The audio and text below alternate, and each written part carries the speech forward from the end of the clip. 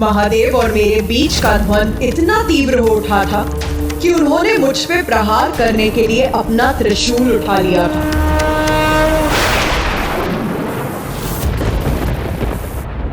ये मुझसे अधिक और किसको ज्ञात होगा माता कि पिताश्री के त्रिशूल का कितना भयंकर परिणाम होता है।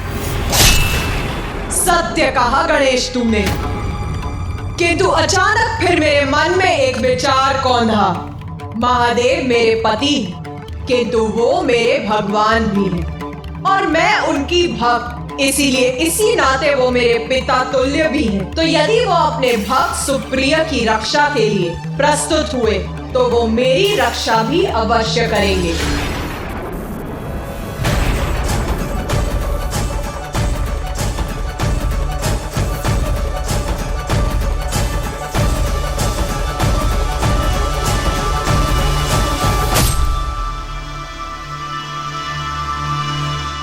ये स्मित, हास्य क्यों है आपके मुख पर?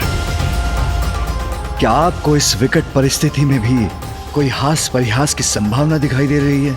आपकी पत्नी, आपकी सहभागिनी अवश्य हूं मैं नाथ, किंतु आपकी भक्त भी तो हूं। फिर आप मुझे क्षति कैसे पहुंचा सकते हैं? आप तो परम दयालु जगत पिता महादेव हैं। आप मुझे क्षति कदापि नहीं पहुंचाएंगे। आप मुझे क्षति कदापि नहीं पहुंचाएंगे। आप मुझे क्षति कदापि नहीं पहुंचाएंगे। उचित कह रही है देवी आदिशक्ति। एक भक्त की रक्षा के लिए मैं अपने अन्य भक्त को आहत कैसे कर सकता हूं? मैं भगवान हूं, अपने भक्तों में भेदभाव नहीं कर सकता मैं।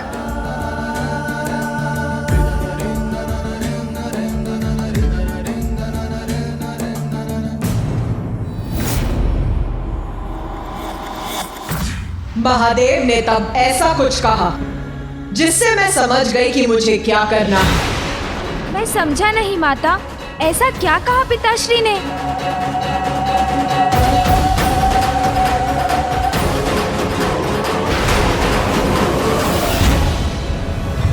आपके इस कथन से अत्यंत प्रभावित हुआ हूं मैं। आपको वरदान देने के इच्छुक हूं। कहिए, क्या इच्छा है आपकी प्रिय? स्वामी, कुछ समय पूर्व तो आप मुझसे युद्ध, मुझे नष्ट करने के लिए आतुर थे, और अब आप मुझे वरदान दे रहे हैं। इसीलिए तो आतुलिक प्रेम करती हूं मैं आपसे नाथ। और मैं ही नहीं, समस्त संसार के स्नेह और श्रद्धा के पात्र हैं आप, क्योंकि हम सभी के भोले नाथ हैं आप। बस, हमारे द्वंद्व का भी अंत नहीं हुआ है। आप वरदान मांगिए, उसके बाद हम युद्ध पुनः प्रारंभ करेंगे। देवी आदिशक्ति, स्मरण रखिए, जिन असुरों की आप रक्षा कर रही हैं वो तामसिक प्रवृत्ति के हैं। वो तामसिक प्रवृत्ति के हैं, और तामस तो अज्ञानता से उपजा अंधकार है, जिसे मिटाना अत्यंत आवश्यक है।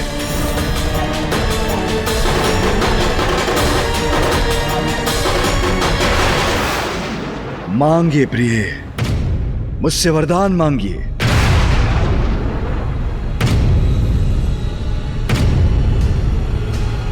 जिन असुरों की आप रक्षा कर रही हैं वो तामसिक प्रवृत्ति के हैं। वो तामसिक प्रवृत्ति के हैं।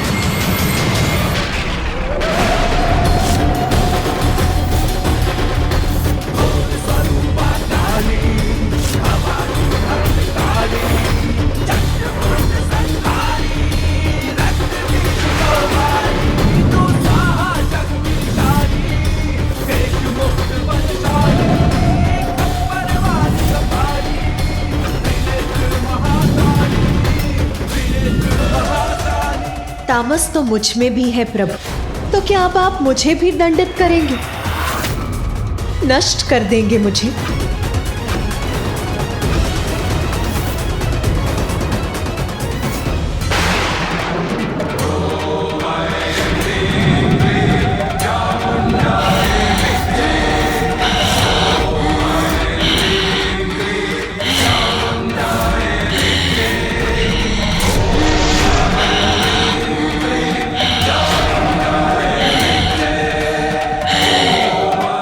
माता के अनेक रूपों में ये कदाचित उनका सर्वाधिक प्रचंड और उग्र रूप है।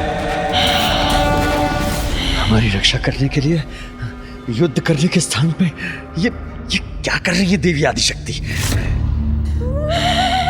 मेरा क्रोध, मेरी उग्रता, मेरा तामस आपके समक्ष है। तो क्या अब आप मेरे तामस, मेरे काली रूप को भी नष्ट करेंगे ना?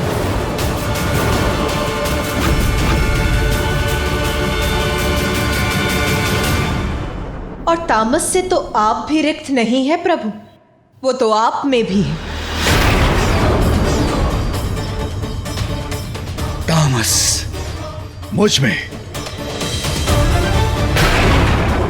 आपके कंठ में स्थित ये हलाहल विष तामसी नहीं है क्या? और फिर आपका उग्र रूप महाकाल भी तो तामसी है। तो क्या मैं भी उसे मिटाने हेतु आप पर आक्रमण कर दूं?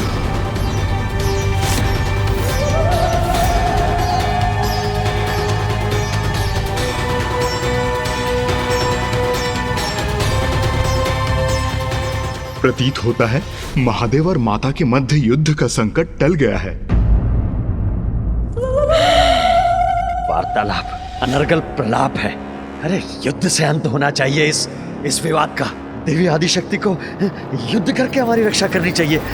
स्वामी, सतो, रजो, तमोगुण सभी हम दोनों में ही हैं और इसमें ही संसार निर्मित है।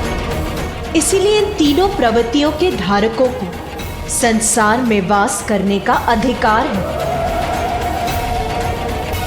स्वामी, आप यही विचार कर रहे हैं ना कि सतो, रजो, तमो इन तीनों गुणों का समावेश हम में अवश्य है, किंतु आपके कंठ में स्थित हलाहल विष वहां जगत कल्याण के लिए स्थित है। और मेरी उग्रता जो मेरे काली स्वरूप में प्रकट होती है, वो दुष्टों का विनाश कर जगत कल्याण ही करती है। जिन असुरों की रक्षा मैं कर रही हूं, उनकी तामसी प्रवृत्ति तो उनका स्वभाव है, और जब किसी की तामसी प्रवृत्ति की अधिकता होती है तो उससे ऐसा असंतुलन प्रकट होता है जो संसार में दुष्टता को जन्म देता है।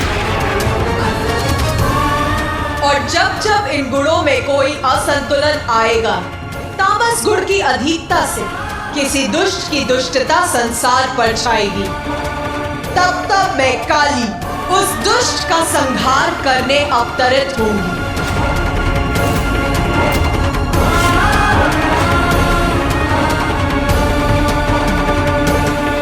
मैंने अपनी भक्त दारुका और आपने अपने भक्त सुप्रिय की रक्षा के लिए वरदान दिया है, और अब हमें हमारी उलझन से बाहर आने के लिए मैं आपके वरदान का ही आश्रय लेती। मुझे वचन दीजिए प्रभु कि हम दोनों मिलकर इस समस्या का समाधान ढूंढें, जिससे हम दोनों के ही वचन की मर्यादा भंग न हो।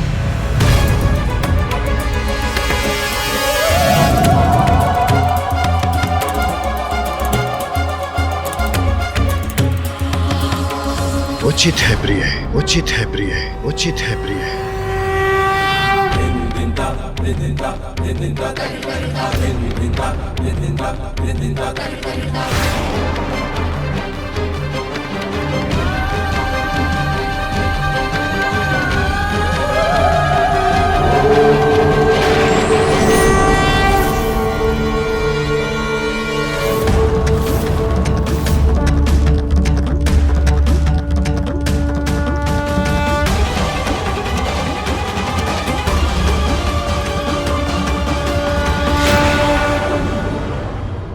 महादेव, मां आदिशक्ति, आपके इस अर्धनारीश्वर स्वरूप के दर्शन करके हम कृतार्थ हुए।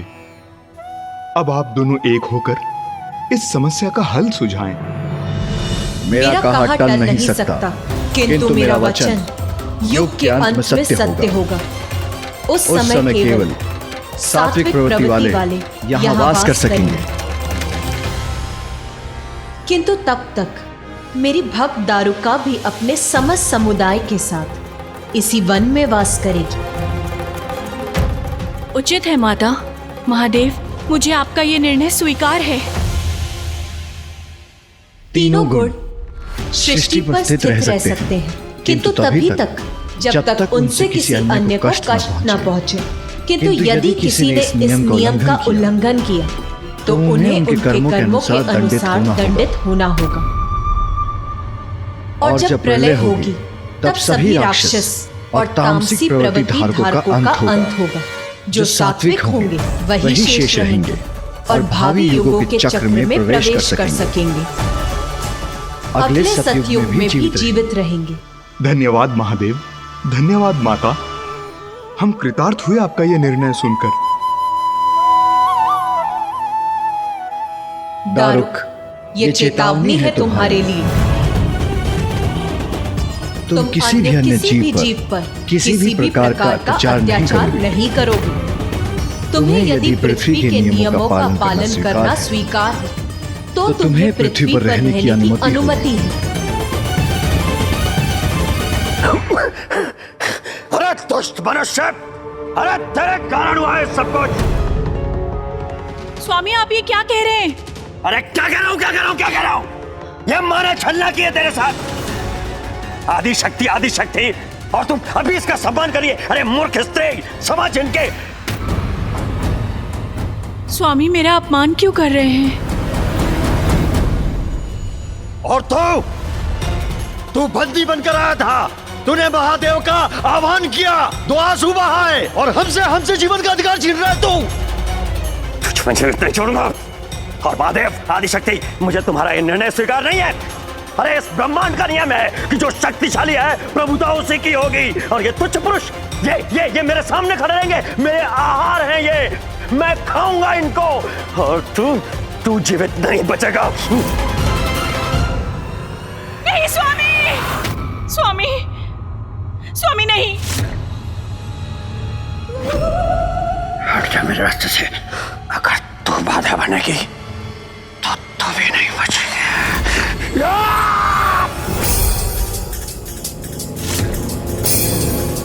ओम नमः शिवाय, ओम नमः शिवाय, ओम नमः शिवाय, ओम नमः शिवाय, ओम नमः शिवाय।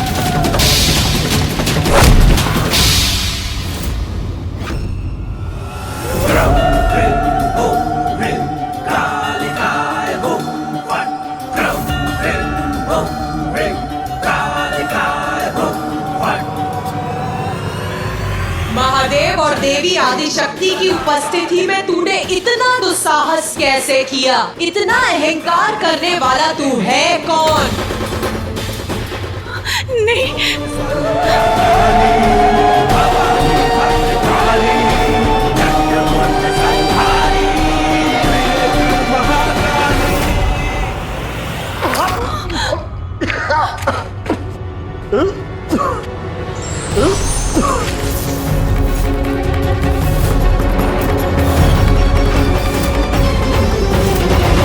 देवी आदिशक्ति ने बार बार तेरी रक्षा की, यहाँ तक कि वो तेरे लिए महादेव के भी विरुद्ध चली गई।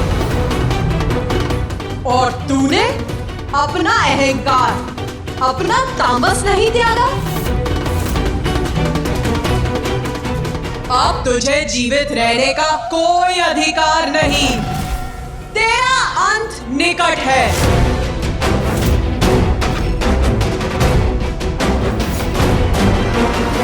नहीं, देवी काली मेरा वध नहीं कर सकती। अब तुझे तेरे अंत से कोई नहीं बचा सकता।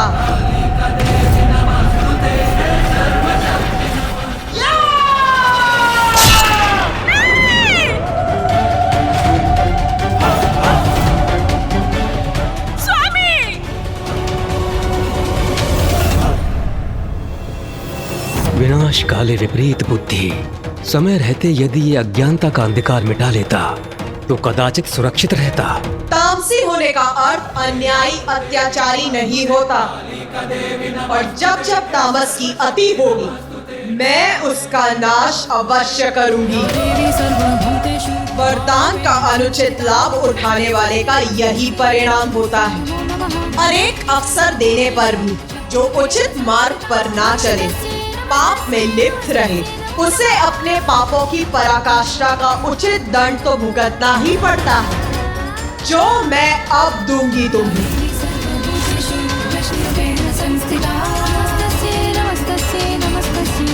अन्याय को मिटाना मेरा कर्तव्य है, इसीलिए यदि असुर अन्यायपूर्ण आचरण करेंगे तो उसे मिटाने में मैं कदापि संकोच नहीं करूंगी।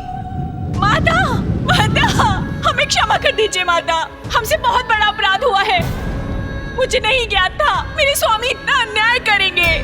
मुझे मेरी भूलों का, मेरे पापों का इतना बड़ा दंड मत दीजिए माता। मैंने जो भी किया अपने पति के लिए किया, अब उनके बिना मेरा जीवन निरर्थक हो जाएगा माता। क्षमा कर दीजिए माता, हमें एक अवसर दीजिए माता, अंतिम बार मुझ पर दया कीजिए, मेरे पति को पुनर्जीवित कर दीजिए माता। ये आप ही कर सकती है माता, आप कर सकती है माता, आप कर सकती है।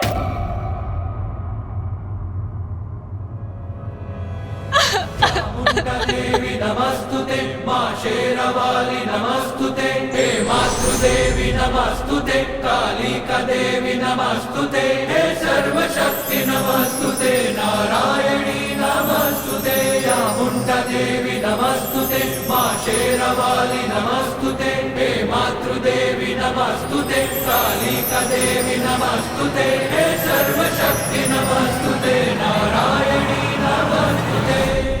दारू का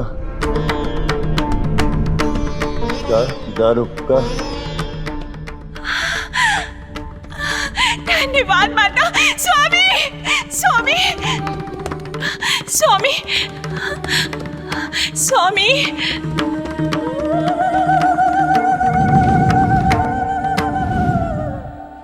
मुझे क्षमा कर दीजिए, मुझे क्षमा कर दीजिए माता, क्षमा कर दीजिए।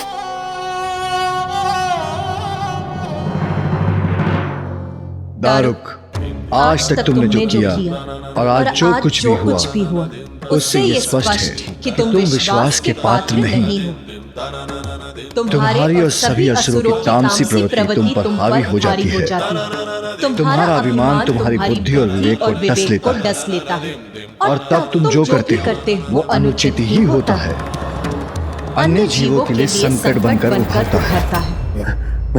मैं वचन देता हूँ प्रभु, आज के बाद मैं कोई दुराचारी जीवन नहीं जीऊंगा। मैं कोई दुराचार नहीं करूंगा, मैं सदाचारी जीवन जीऊंगा प्रभु। समझाओ। देवी आदि शक्ति को दिए वचन को तुम भंग न करो। सदा स्मरण रखो कि तुमने सदाचार को अपनाने का प्रण लिया है। मेरा और देवी आदि शक्ति का यहाँ स्थापित होना अति आवश्यक है। और जब भी तुम हमारा दर्शन करोगे तुम अन्य किसी पर भी अत्याचार का विचार भूल जाओगे।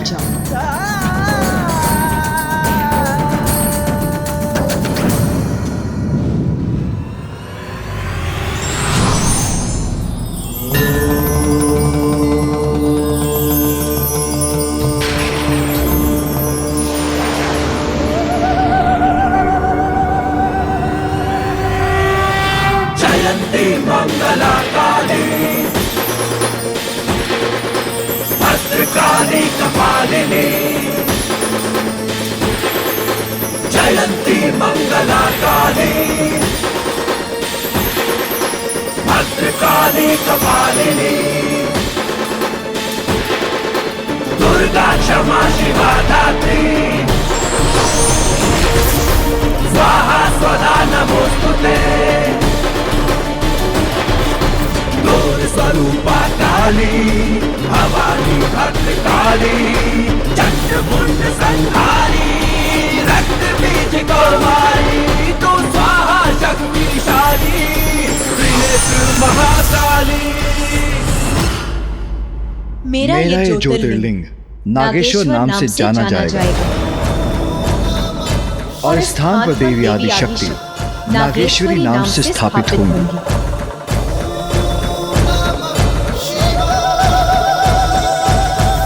यहाँ जो प्रेम और श्रद्धा से हमारे दर्शन करेगा उसमें चक्रवर्ती सम्राट बनने की योग्यता उत्पन्न होगी।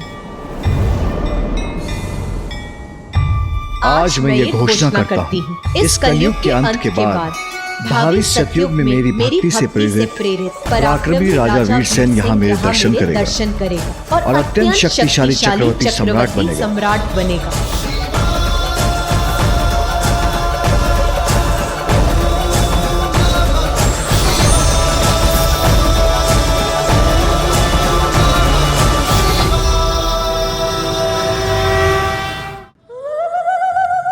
इस प्रकार मैंने तीनों प्रवृत्तियों को पृथ्वी पर वास करने की अनुमति दी। माता, आपकी लीला अद्भुत है। सर्वप्रथम आपने त्रिमूर्ति और उनकी सहभागिनी देवियों की रचना की, फिर जीवों के निवास हेतु पृथ्वी का निर्माण किया, फिर जीवन ऊर्जा प्रदान करने वाले सूर्य, फिर 84 लाख योनियों के साथ साथ वृक्ष पौधे से युक्त प्रकृति की रचना की।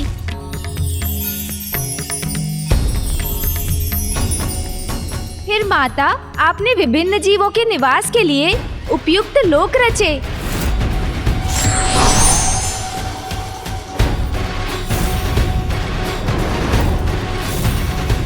और अब त्रिगुण को एक साथ पृथ्वी पर स्थित रहने की अनुमति दी, यदि वो विशेष रूप से तामसी प्रवृत्ति के जीवन अपनी सीमा का उल्लंघन ना करें और अन्य जीवों को कष्ट ना पहुंचाएं।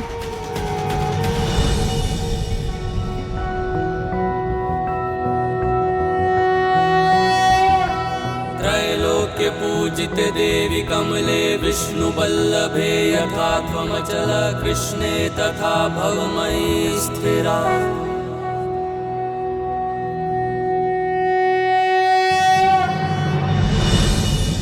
माँ, किंतु मेरी एक शंका है। शंका है या प्रश्न? माता, शंका तो प्रश्न की जननी है। शंका से ही तो प्रश्न उत्पन्न होता है।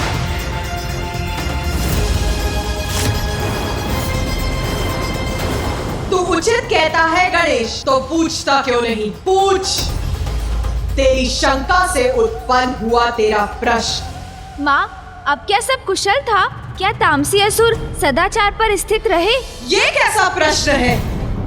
यदि सब कुशल होता तो मैं अपना छिन्न मस्ता महाविद्या रूप धारण क्यों करती?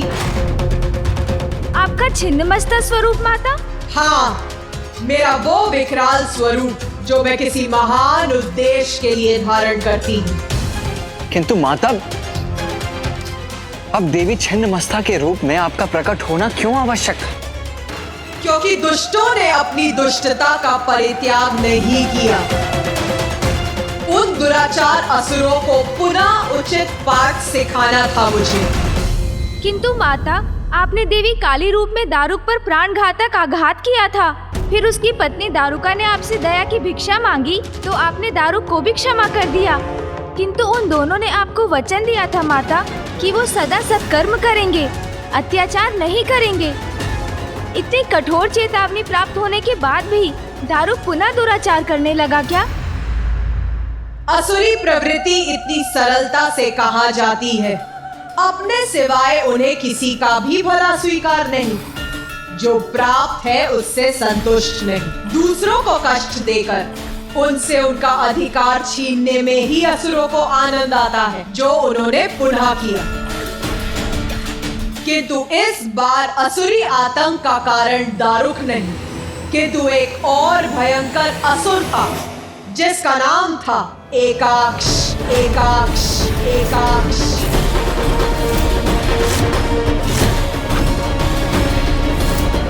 दारुक और दारुका को शांति पूर्वक पृथ्वी पर अपने वन में हुए सहस्त्रों वर्ष व्यतीत हो चुके थे। सभी 14 लोकों में पूर्ण शांति थी, क्योंकि सभी जीव एक साथ शांति पूर्वक अपना जीवन यापन कर रहे थे। किंतु फिर भी रसातल में तामस गुण ने पुनः अपना शीश उठाकर राजस गुण पर अपना वर्चस्व स्थापित करने का प्रयास किया।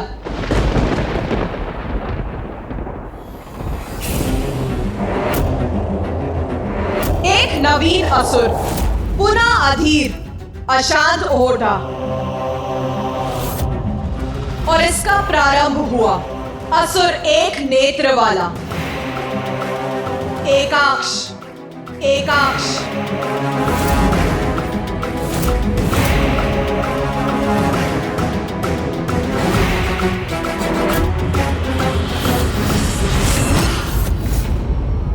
अत्यंत कुटिल और दुष्ट असुर था एकाक्ष। उसका कुशासन रसातल को इतनी दयनीय स्थिति में पहुंचा चुका था कि भोजन के अभाव में उसकी प्रजा अपने ही नन्हे बालकों को आहार बनाने पर विवश थी। किंतु इस दीन अवस्था में सुधार लाने के स्थान पर उसने इसका दोष दारुक पर मढ़ दिया।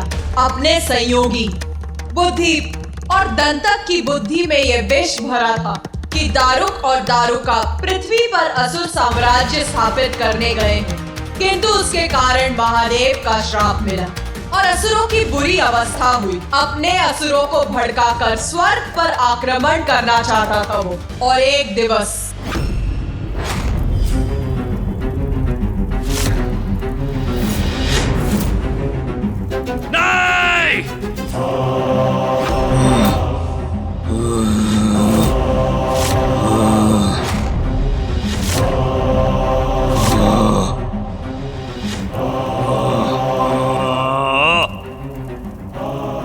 नहीं सहूंगा मैं मेरे असुरों की दीनहीन अवस्था।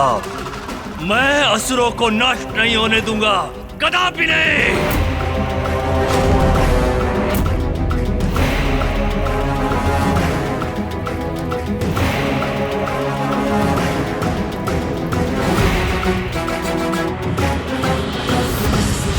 मैंने जब अपने भुवनेश्वरी स्वरूप में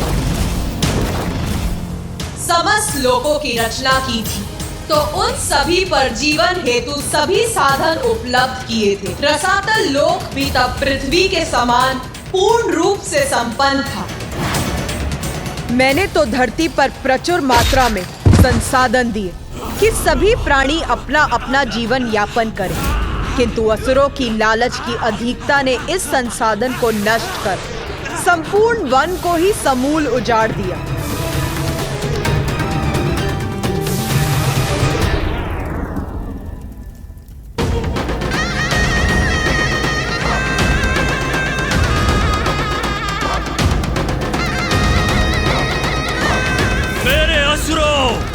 मेरे राक्षसों, एक नवीन उत्साह के साथ जागो। परिस्थिति बदल चुकी है। अब असुरों द्वारा नवीन अध्याय लिखने का यही उचित अवसर है। जागो।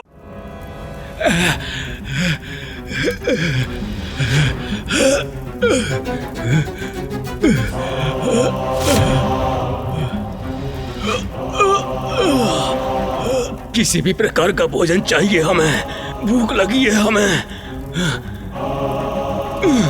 भोजन चाहिए हमें, किसी भी प्रकार का भोजन चाहिए हमें, भूख लगी है। असुर सम्राट, क्या हमें भोजन के लिए पुकार रहे हैं? कदाचित चलकर हमें देखना होगा। अवश्य ही हम सबको भोजन प्राप्त होगा।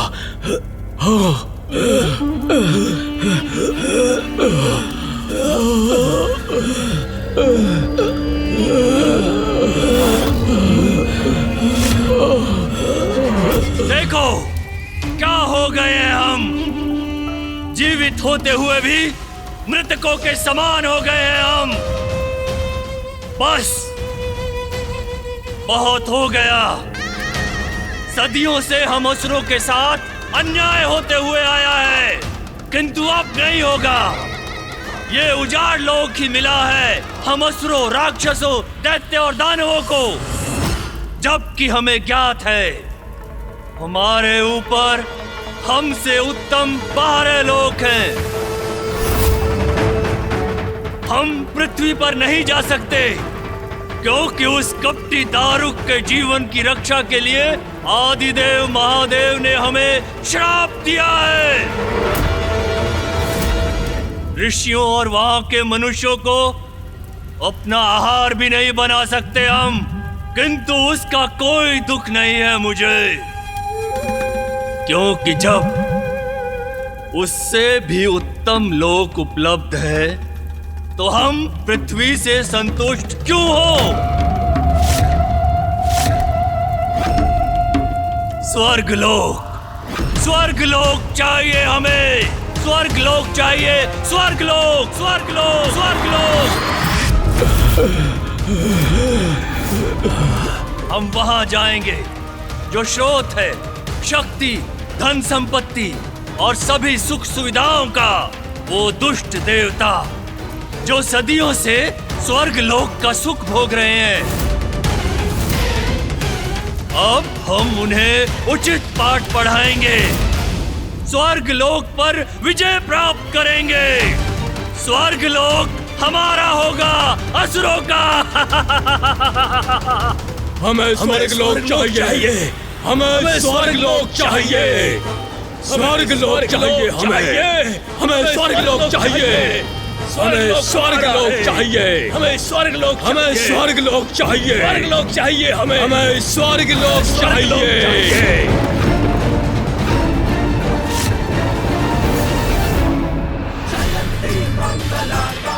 माता, ये परिस्थिति तो सत्य में विकट थी, फिर आपने क्या किया?